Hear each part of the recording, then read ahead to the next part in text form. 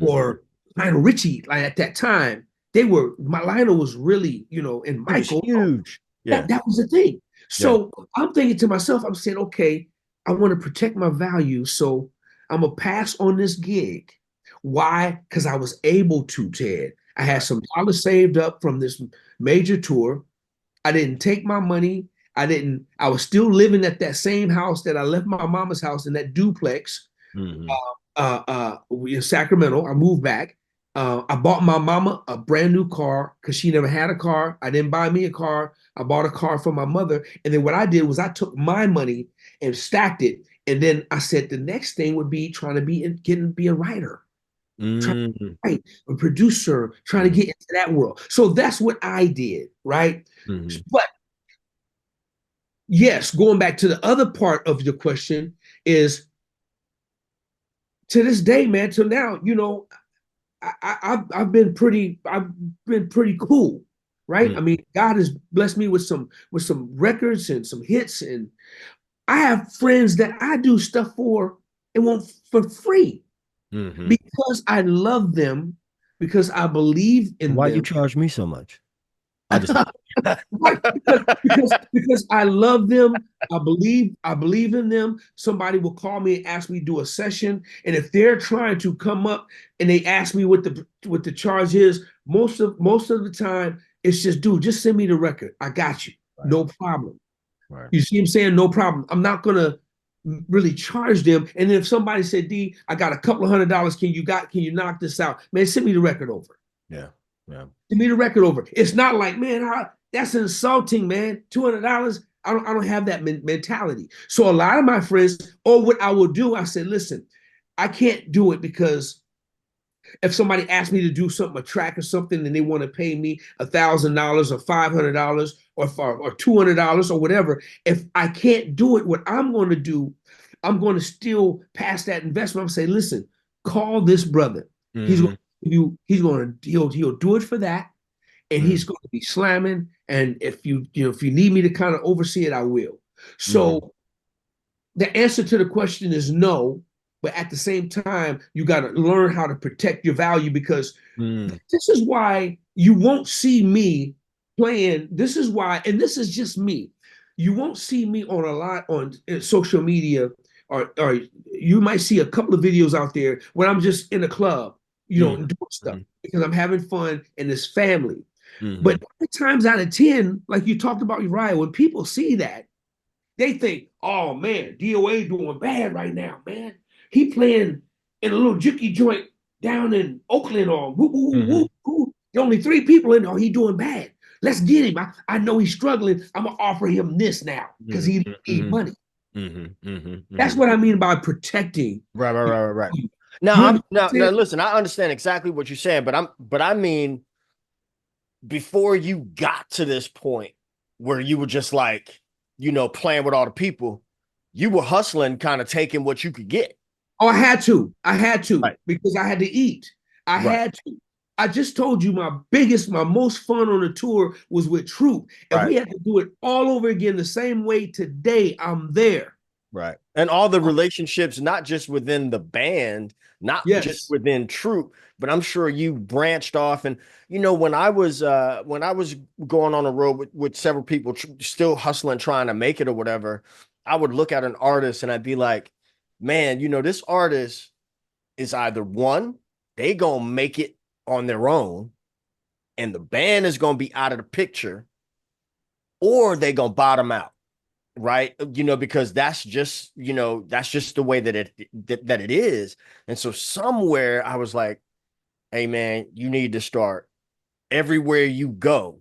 You need to make sure you build in relationships with people in your midst. But while we're on this subject, I really want to talk about like your advice to younger musicians who are in the game trying to make it, um, given that the landscape has changed, the technology's changed, the touring budgets, those things don't exist anymore. Record sales don't exist how they used to. Please give the game as Well, you see it. you basically laid it out beautifully, man, because everything has changed. And it's changed in a way to where record companies are there are no record companies, there are no record stores, there radio, how we listen to music, how we buy music. Uh, Mm. all of it has changed. I mean, I was one of them producers after I worked with Smokey Norfolk, after I did I Need You Now and produced that record. I was one of them 10th for gospel. I was one of them $10,000 track guys, and you couldn't get paid that more, no more than that at that time because it was gospel music. That's what they offered. Then when I did lately on Tyrese and some other things, I became a different type of cat of making type of money. Them days are gone, bruh. Them days are gone. They're not going to ever come back because the studios and everybody's got home. To me, technology, there's two folds. It's good and bad. The bad part to technology is that music is free. Period. Music is free, bro. Man, look, wait, before you go on, I just need to end it. Rick Go ahead. Beato, I don't know if you've heard of this cat, but wonderful content on YouTube. Really, really smart guy. But he put up a video. I just saw it yesterday, and there was almost anger in his eyes, right? You see those records back there, man? I have Come on. had some of those records since the 80s. Wow. And I remember, Rick was talking about how music has no value today. I'm going to link that somewhere in here because people need to Please, see it about please do. about you had to save up some pennies, do Come some on now. chores, get a job. Man, some of those records, man, I would like be hustling, doing whatever, and then get on my bike to go. You bringing that record over to your homie house, you taking your, hey man, holding the phone up to the speaker, listen to this, reading the liner notes. But go ahead. No, I don't want to brother, interrupt. brother, please put that in the caption, man, because that's very important. I want to see it, but it is, brother. And that's when the downfall of everything started. And let me change that word. That's when the change happened. Right, right, right, Um, right. so that for me, that's the worst part about technology for me is that everything is free now. People bootlegging everything from movies to music and anything. Once it's on the internet, bro, you can Right, snatch it. It's just free, right? right, And that's what a lot of people are doing. right, Streaming game, still trying to figure that part out. I think everybody's trying to figure that part out. right. Uh, the good part, the thing I love about technology is that it's convenient. It's a convenient tool that makes our lives so independent to where we no longer have to wait on nobody to do anything. We don't have to wait on the record company to put a record out. You can release music anytime the way you want. You can do that. You can create your own videos and make them look like right now. Look, me and you could never Right, do this. right, So right, like right, this is just dope that we right, can just do this right, and then put it to a mass of people and they can watch it, right? right, So all of those things, including the way we produce records, man. You can produce a record in your little bathroom, and the next you can produce a record on your phone, and it could be a hit record. You can make a platinum record on your phone. So all of that stuff makes technology beautiful. So my advice, though, to musicians or producers is always, never give up on the craft of it. So, because here's what I just despise, man. I hate when the older generation. There's a big gap going on, Ted, between the old and the new, right? And me, man, dude, I'll be 58 here, closer to a month or so away, and what I despise, man, is our generation. We don't listen. We don't listen to this younger generation of producers, beat makers, whatever they call in themselves, which is, whatever. They don't, we got to understand that there's still an art to that. right. Still an Yeah. art to what they do. I mean, dude, my son messed me up because he played me a song off his phone. I said, "How did you do this?" He said, "Dad, I got GarageBand on my phone." I said, "Wait, you did all this on your phone? I could never do that. I'm not that guy. I need me. I need some tools to work with." Right, So there's an art to that. right, So and then we're the first ones when the cats with all the chops and playing that's super dope at a young age, bro. These dudes right now are monsters. So the first thing we want to do, oh man, you playing all that bullshit, man. You don't, man. You overplaying. You, oh man. Let me tell you, man. And look, Back look, in the day, brother, man. And so what happens is these kids nowadays, they striking back. First it's like, sir. Then it's like, look here, double OG. Don't tell me you're gonna get some. It ain't like when we were growing up. Somebody could critique our playing, our dress, or whatever, and we yes sir, no sir, yes ma'am, no ma'am. It was like that. These days, if you strike wrong at the younger generation, they're gonna strike back. I want to speak to that, and I'm a ruffle a feather. If somebody gonna watch this, I'm a ruffle a feather, and oh well. Let's do it. There's a cat man who I feel like I'm not gonna call no names, but as soon as I start talking, everybody will know. Fantastic bass player, fantastic, but has built a platform on just admonishing younger musicians, and and the Instagram thing and all that. And I'm like, man, you could use this platform in a whole different way. You know what I'm saying? Like, yes, there is correction that is needed on some stuff, but you needed correction at one time. I needed correction at one time. And that sometimes we still need correction. Okay. Right. And so here's the thing. When Larry Graham came out, thumping and plucking was not a thing. Right. Imagine if somebody would have said, nah, Larry, you can't do that. You're not supposed to do that.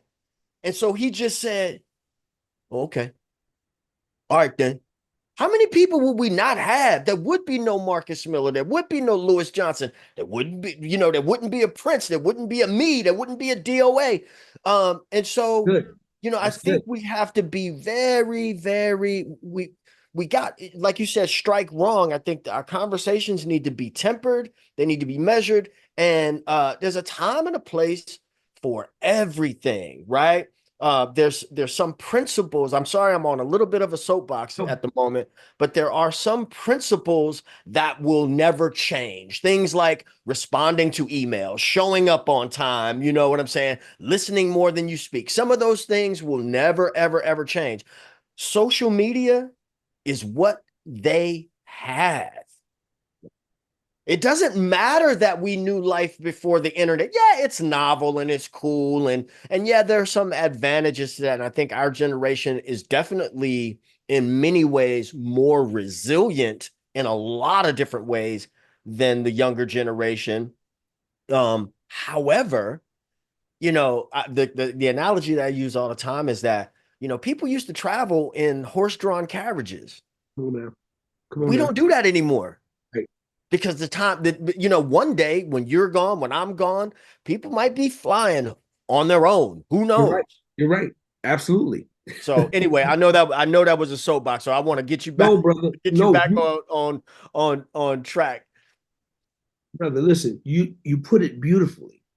And if there was a spokesperson to do it and to reach out to that brother, it would be you. And No, it ain't gonna be me. well, let me say this because the way you put that is what we need. They want to be heard, man. They just want to be heard. And sometimes we have the tendency to not to hear. I'm learning this, Ted, since Right. I've been on social media because I'm learning it. Whether we agree or disagree with what they play or how they play, or I put it this way, a lot of these cats, man, when I was 15, 16, 17, I never was that. I'm not that good now. And I don't, it's not that I try to be, but I just love on it and watch it from a distance and respect what it is what they do. Yeah. But I do, and then what happens is then we can get into a conversation. Then I can say, hey, when you on these gigs, play the record. Right. Oh, OG, I got you. Play the record, bro. Learn the record. If you wanna make the check, leave some of the data stuff, the vocabulary, music vocabulary. Just leave that at the crib and go play these three notes, Right. so you can Right. make that real check. Right. Right. That's what happens, Ted. they're gonna love me and appreciate me because I'm not striking them. I'm not Right. not, and that's where the disconnect is. Right. It's a way to talk. But I know so many people, man. They got a lot of bitter. They got a bitter bass brother on. I stopped listening to this dude, and you probably know what I'm talking about. I stopped listening to this dude because he's just, man, he just gets on my fucking nerves. Excuse my thing. All right. You want me But to edit this part out, or I'm oh, leaving it you in? got, you can keep it. You can keep it. But but but no, I can't do it no more, man, because he's always tearing somebody down because of what he did back in his time. And Well, you know, then I'll say this, and at the look, I don't want to diss the, I don't want to. I'm not trying to attack the brother, but I'm going to give my opinion on what it seems like. It seems like, if this is the attitude that I see, right, then what I see is a bitter person whose time has passed, and now you just mad because you're no longer relevant, and these younger cats are, yes, that kid with a million views or whatever, man, you know what, if I was 8 years old and like the little Chinese boy, uh I, I know you're talking he's about. an Asian boy, but Yep. I don't mean to be disrespectful. Yeah. uh that boy, if I was playing like that at that age, by the time he's my age, who knows how much money he's going to have in the bank, how many opportunities going to come from that. Hey man, you know what, there's a saying that wise men plant trees that they know they'll never sit in that shade. I just butchered that saying, but the whole point is, you know my life is slightly better than my father's life. My father drank out of colored water fountains, in the South, right? So my life is slightly better. People that come from behind me, they have better tools and things like that. When I went back to school when I was in my 30s, and I remember my last semester at the school in Hayward. Man, it was so inconvenient because like the parking lot was towed up and I'm playing upright. I got to drag my upright, long distances and stuff across the campus or whatever. About a year or two later, I went back, man. I went inside the building. I didn't even recognize the place. It was all state of the art and all this. And I was like, dang, this is where my tuition money went, huh? It's called change. It's just change. And so either we are going to, I would rather, I hate hearing this stuff about gray hair, man. Gray hair does not equal wisdom, right? It just means you're old, right? It happens when we get older. Wisdom, in my opinion, and I don't always have it, is knowing when to just say, not my circus, not my monkeys. Hey man, do what you want to do. Maybe I wouldn't do it. My man. My man. That's respect, man. That's love. That's still encouraging. And that's what we have to do with this younger generation. Listen, man, I'm out the way. I don't, I'm not out there chasing gigs no more, because music, that it's a young man's business now. It's a young man's game. I'm thankful for my time. So what I'm going to do, I got a lot of young brothers, man, that I mentor, that I talk to, that I encourage. If they ask me something and really want the real, I can give them the real without them getting offended. Because we can have a conversation and there's going to be respect in the conversation.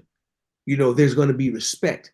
And you're right, man. After a while, it's like, listen, man, there's a lot of talent out there, man. Overwhelmingly talent. How far they're going to go, I don't know. My prayer is, and it probably, hope when I'm gone away from this place, I just hope it gets back to the way it used to be, to where these cats can go out and see and experience the real money and the real treatment of what real tours are like, man. Because dude, it was nothing like it for me.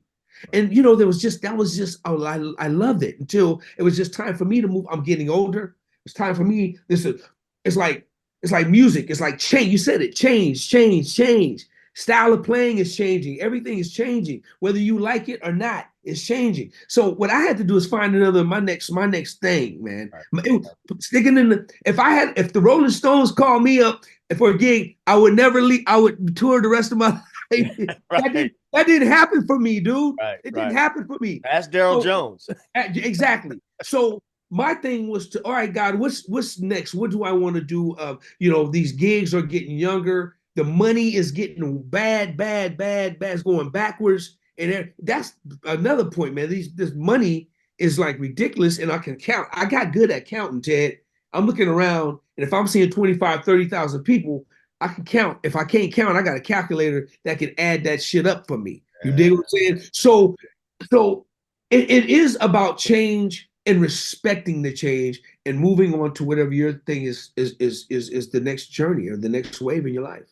Right. And I think, what's, I think another thing to note on the networking tip and also, the age gap is, you know, I've told people before about like going to college, for instance, right? Like you can't go to college in a vacuum, you Right. know, uh, when you get that piece of paper at the end of that, it's just a piece of paper. It's an expensive piece of paper. College is about building your networks, right? The church, you notice that all them cats that do have a thing, oh, well, they was bass player. I was the bass player and the drummer at Mount Zion in some little cut church. They Yep. been playing together. Yep. They been locked in. So those people, they locked in. They know each other. They know what each other's going to do, and they come in like you and your brother. They come in sort of as a team. They Yep. work together. That's less of a headache on the people who are hiring and all that. And so I'm saying all that to say an artist is not going to, especially a young artist, is not going to turn around and hire some OGs when they got, some Gen Zers who they could pay a little bit less. They may or may not have families that they need to take care of. They can kind of go with the flow a little bit. You know Part what I right there. mean? I was recently in a situation that I can't really speak about online, but it was an interesting situation, and I was working with some younger people, man, and I found it. I was nonplussed at how hard it was for them to just kind of go with the flow with Right. some things. And I was like, hey, every kind of day I'm like slightly hinting, you're gonna fuck this up. You're gonna fuck this up. Trust and believe you gonna fuck this Okay. up. Sure Right. enough, they fucked it up. But hey, listen, not my circus, Right. not my monkeys. I'm gonna be all right. You know what I'm saying? Right. So Sure. listen, man, I know we gotta land this plane soon, and I'm so over the moon to have this conversation. Oh, dude, it's Uh, dope, man. It's dope, brother. but we're talking about playing, and I am a fan of that old school pocket, greasy, Right. just, because I'm more me personally, when people ask me about my playing and my journey, I was not attracted to the bass as a solo instrument ever.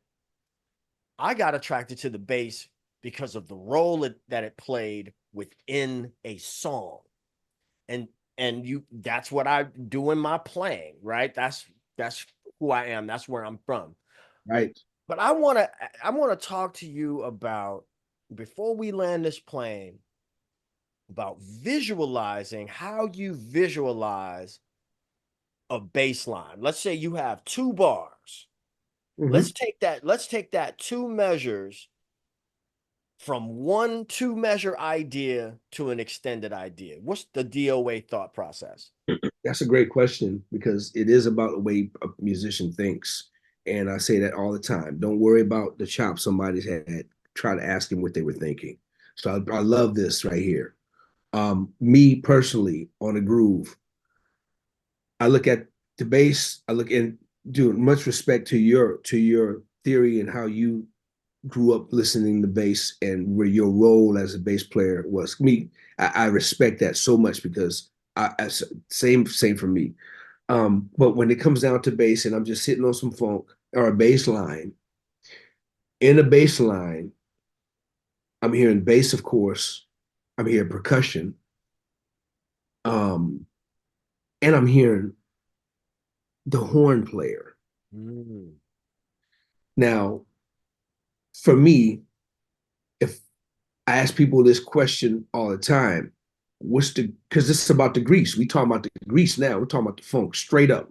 That's it. The greasiest player in the horn section to me is going to be the trombone player Mm. Okay. Okay. all day. Why? Because he got that. That's the Got them grease. slides. Yeah.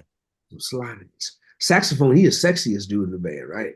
Yeah. Trumpet, he's just the obnoxious dude, just going crazy. No But that offense to you trumpet players. Don't get in my don't comment. get it twisted. No, you have respect. But the trump. So if I'm playing bass, and maybe some people can go and check out some of the stuff I do, you say, yeah, I hear what he's saying. So if I'm playing the bass line, I'm playing the bass line and covering like the grease, whether it's a slide or something funky. And it's simple though. Mm. Simple. Simplicity. Like you said, the less is best. The grease and the funk is not what you play, it's what you don't play. Mm. Mm. Sure, we've heard that 1,000 times, but that is so true. So I'm thinking about playing it less. I'm thinking about the ghost. I'm thinking about the percussive thing I'm going to be doing with either the mute. I'm not really this kind of guy no more. I used to be. I'm more of the this kind of guy with the mute thing and the finger thing. That's kind of like where I live because I'm a Jameson guy. I'm a Robert Mm. Wilson guy. Those are my two favorites, and so I'm kind of that guy, Yeah. right? So I'm thinking about the grease. I'm thinking about the bends. I'm thinking about the wiggle. I think that you can play one note, man, and make the one note groove. My thing, I tell people this: is you can take a cat that got all the chops right, and what he gonna do is he gonna ooh and ah the whole 15,000. They gonna ooh and ah. But let me see you ooh and ah somebody 15,000 playing one note or two notes. Let me see you do that. When I got the Janet Jackson I auditioned for the Janet Jackson Rhythm Nation tour. Mm-hmm. So I've shared the story online, and it was a kettle call. It was ridiculous, man. It went 4 or 5 days. It was ridiculous from people all over the world. People and Janet handpicked every last one. It wasn't like, yeah, Chucky was my friend, but Chucky, first thing he told me, said, D, I can get you an audition, but I can't guarantee you the gig. I said, listen, Boy, bro. God, wait a minute. God bless Chucky Booker because Oh, this is the exact conversation I had with E about getting into Sheila E's band, and it was the Chucky Booker connection. But keep yeah, going. man. I mean, dude, Chucky's a staple in my life. But it was like I said, listen, bro, I don't want this gig. I don't want you to give. If I can't earn it, I don't want it. Mm. I don't. It's not for me. I don't want to be plugged. Thank you for the opportunity, just an audition. So moving it forward is the auditions was at Lee's rehearsal studio, and dude, you could hear everybody. Everybody ear hustling because you could hear, you know, everybody had the solo. They let you know that there will be a solo on. I think it was, I don't know what it was. Bitch, much I don't remember what it was. And I'm listening to everybody's solo, Ted. And I promise you, everybody was Lewis Johnson, everybody was Larry Graham, everybody was Marcus Miller. You had some Stanley Clarkers in there, you had some Victor Wootens in there. And I said, God, please, you got to give me something different to play on my solo. I'm praying, man. And just like I'm talking to you, God said, dude, go in there and play a drive, a quartet drive, and don't move. And I'm like, you mean a drive? Like something I've been doing since third grade? Play a drive and don't move. Mm. I said, God, I'm going to trust you. So it came to my solo. And I went to, not only did I went to a drive, I do this thing with a penny sometime, and I went to a drive playing a penny, and it was nothing but "Oh Mighty Clouds of Joy, I Came to Jesus" drive. That was it. I promise you, man. When I went to that and didn't move it, Janet was up in the balcony, dark, but you couldn't see her, but you know she was there. I played this drive, man. As soon as I played it and I didn't move, I just stayed right there. And it was just a hump on it. It was that Bay Area, Oakland, Northern California grease. That's a sound it's a sound that's out here that's ridiculous. Yeah. And so when I played it, Ted, I promise you, she stood up like this, and everybody in the room was going crazy. You know why? You know why I think that is too. No, I'm gonna just call that what I'm gonna just call that what I think. That's a black thing. I truly, because there's certain things that we hear, and I'm not saying this to slight anybody else. Sure.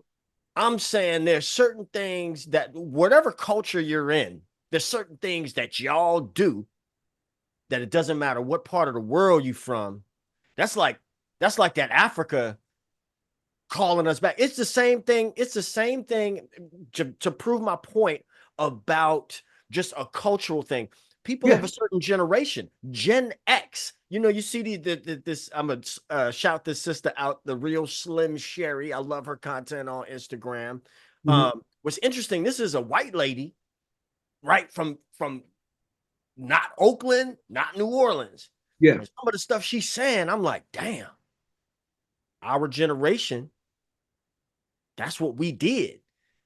My whole point is and understand, for those of you watching this video right now, what you just heard is damn near the same thing that E. Smith told me on the same channel in 2020.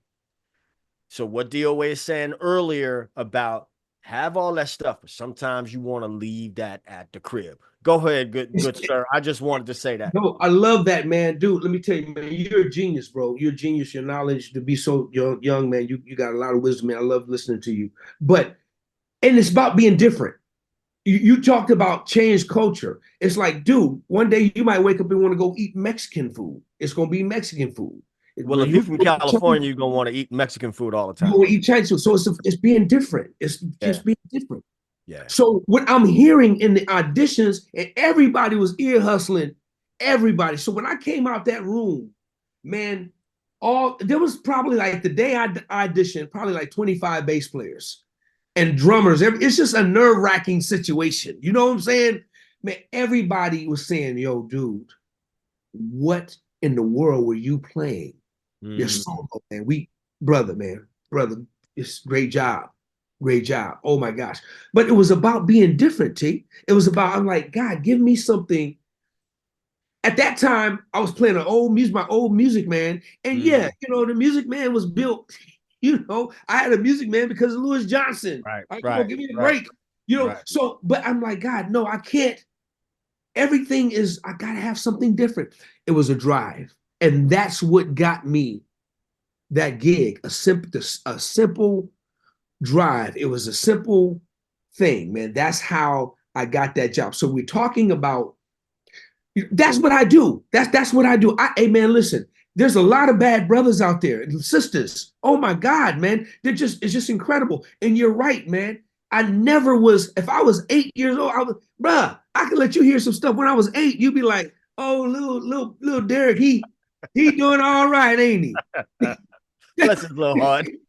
Bless his heart.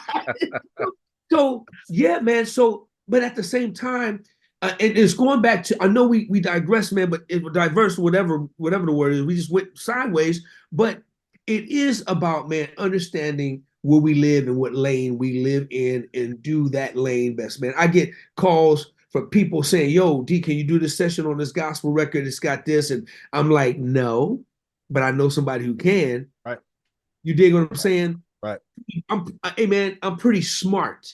I'm not going to, listen, bro, that's not what I do. I'm gonna send you to the right person, though.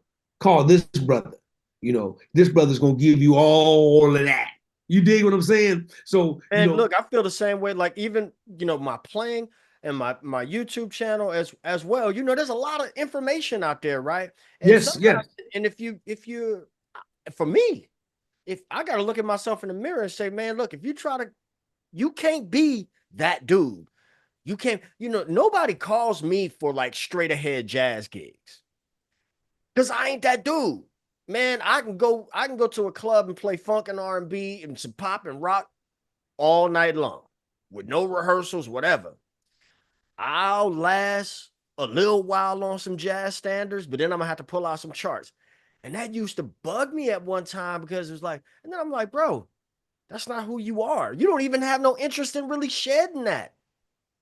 But Ted, here's the thing, and here's the problem, brother, or the deal, or the solution. It's okay. Right. Right. Dude, it's okay, man. You got a dope gift. Your gift is can't nobody be better than you. Period. And this is my last piece of advice to the musicians. Try to create something that belongs to you. Try to create a thing, a sound that belongs to you. There's only one Marcus Miller. We love him. He's one of the greatest ever. There's only one Jocko. There's only one Victor Wooten. We love him. There's only one Jameson. I love Jameson. I love Robert Wilson. But I don't sit down, this is me, and and try to learn every riff that they're doing. Why? Because I could never use that information in nothing I do. But if I can get inside the mind of the way somebody thinks, like you just guess what? If I'm watching Ted be funky, because I watch you, man, your pocket, your tone, every bass you ever pick up, man, sounds great. And it's not only the bass, it's these right here, brother. It's right here. Here's where everything is. It's sound, tone, volume, texture, grease, everything lives here. You can pick up any bass I got in this room. But if you ain't got this here, every bass you pick up, you sound like Ted. I'm like, dude, that bass sounds good, but dude, it's right here, right? We got to understand that. Find your own thing, man. Find the thing and if I'm seeing you play, I'm saying, okay, I wonder I'm going to say, Ted, what were you thinking, man, when I saw your video? What were you thinking when you was grooving on something? Or if I see you playing, like, what were you thinking about? You can say, D, I was thinking about, I was thinking about a horn player, and I was, how trumpet. If you listen to this groove, I'm thinking about this. Wow, that's interesting. So now when I come up, I'm gonna say, okay, what would Ted do? Not what he would play, but let me think about what he would do. And then I'm going to take what your thoughts, put it with my thoughts, and play. Then it's going to become me getting the vibe from Ted. You understand? I appreciate everything you just said. The check is in the mail. I This is appreciate it, real. man. My ex-wife, I'm not gonna say nothing bad about her, but she gave me one of the biggest compliments I've ever gotten when it comes to bass playing. It was at Daryl Anders' 50th birthday party. Wow. At his crib out there in where he lives. I can't get where he was living at the time. And there's a whole bunch of bass players in there. Eric was there. Eric came up in his truck, that clean little Old truck. school. Yeah. Yeah. And she said, if all those bass players, I don't have to be in the room, but I know when it's you playing. And I was like, Hey, your ex wasn't that bad, right? take it, take. Let's not get ahead of ourselves. Hey, man, hey, she's a good lady for somebody else. But brother, that's dope. That's really, really good stuff. Yeah. And you want to be you. Hey man, don't I tell people all the time that's either just, they're really great or they're learning or beginners or whatever. When you walk in the room and you see these monsters in the room, there's nothing to be intimidated about. If you going, they ask you to come up to go up there and play and shed. Don't worry about, oh man, dude, just go be you. And guess what? Somebody gonna say that brother know how to groove. It's something. Oh, they're gonna respect your gift, dude. I do one thing and I do one thing. That's it. I do one thing. You know, I play quartet music and I love the funk. I love the grease. I love the grease. You know what I'm saying? And on the bass guitar. And you're not gonna get, you're not gonna get Stanley Clark. I remember when I first was coming up, man, because you mentioned as a kid, you mentioned being in your lane, and you said something early about that. It made me think about when I was a kid, discovering other bass players, discovering my faves.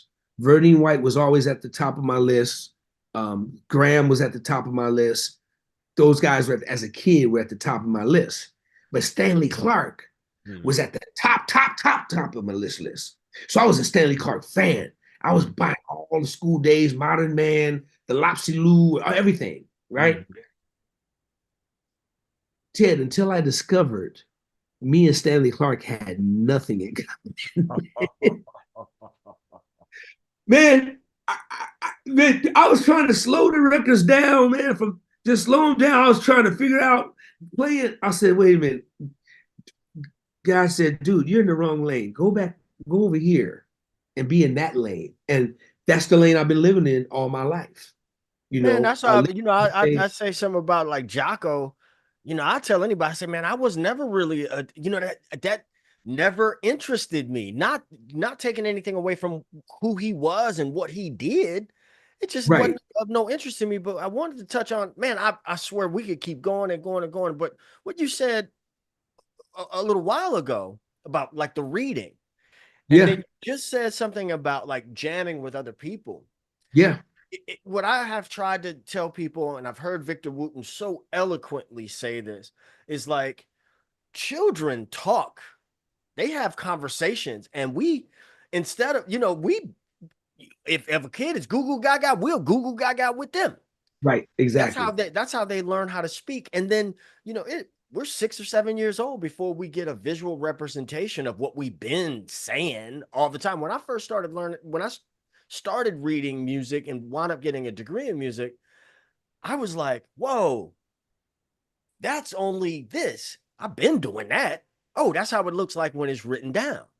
You know what I'm saying? But like, um, uh, I can always tell, if I'm playing somewhere, I can always tell when there are other musicians in because they observe differently, right? Bass players are always looking at the cabs and what kind of bass you playing and all.